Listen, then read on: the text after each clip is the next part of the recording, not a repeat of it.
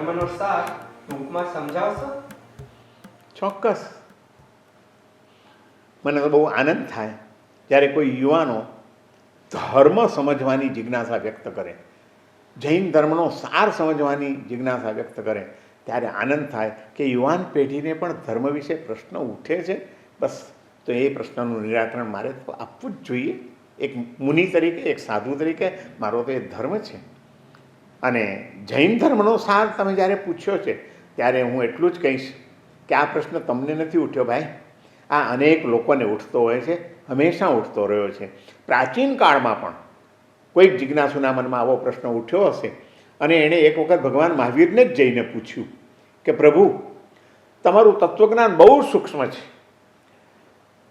તમારી તત્વદૃષ્ટિઓ અને એ તત્વદૃષ્ટિઓને વ્યક્ત કરતા તમારા શાસ્ત્રો એવા અગાધ છે, અપરંપાર છે કે અમે એ બધામાં ઊંડા ઉતરી શકીએ એટલી બુદ્ધિનો ક્ષોભ પણ અમારી પાસે નથી અને એટલો સમય પણ અમારી પાસે નથી. પ્રભુ, ટૂંકમાં સમજાવી દો ને, એક શ્લોકમાં, એક વાક્યમાં સમજાવી દો ને કે આખો તમારા ધર્મનો સાર શું. અને ત્યારે ભગવાન મહાવીરે સંક્ષેપમાં એક જ શ્લોકમાં એનો જવાબ આપ્યો છે, જે અમારા જૈન શાસ્ત્રોની અંદર આપણને જોવા મળે છે. ભગવાન મહાવીરે કહ્યું, જમ ઈચ્છસી અપણો જમ ચ ન ઈચ્છસી અપણો તમ ઈચ્છ પરસ્વી એત્યગમ જીણ શાસનમ. મારું જીન શાસન, જીનેશ્વર ભગવંતોનો ધર્મ એટલું જ કહે છે કે જેવું વર્તન તમે બીજા પાસેથી ઈચ્છો છો એવું જ વર્તન દરેક જીવની સાથે કરો.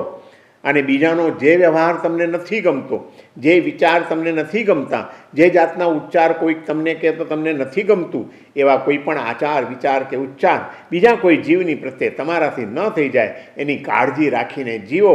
બસ એટલો જ મારો ધર્મનો સાર છે, એ જ જીન શાસન છે, બીજું કંઈ જ નથી. અને આમ કહીને ભગવાન મહાવીરે તત્વજ્ઞાનના એક બહુ મહત્ત્વના સિદ્ધાંતો તરફ આપણું ધ્યાન ખેંચ્યું છે. અને એ સિદ્ધાંત એ છે કે જેવો મારો આત્મા છે એવો જ બીજાનો પણ આત્મા છે, સૌનો આત્મા છે. તો મને જે નથી ગમતું, મને જે દુઃખ લાગે છે એવું કોઈ પણ વર્તન, વિચાર કે વાણી મારાથી કોઈ જીવ પ્રત્યે ન થઈ જાય, કાળજી રાખીને મારે જીવવું જોઈએ.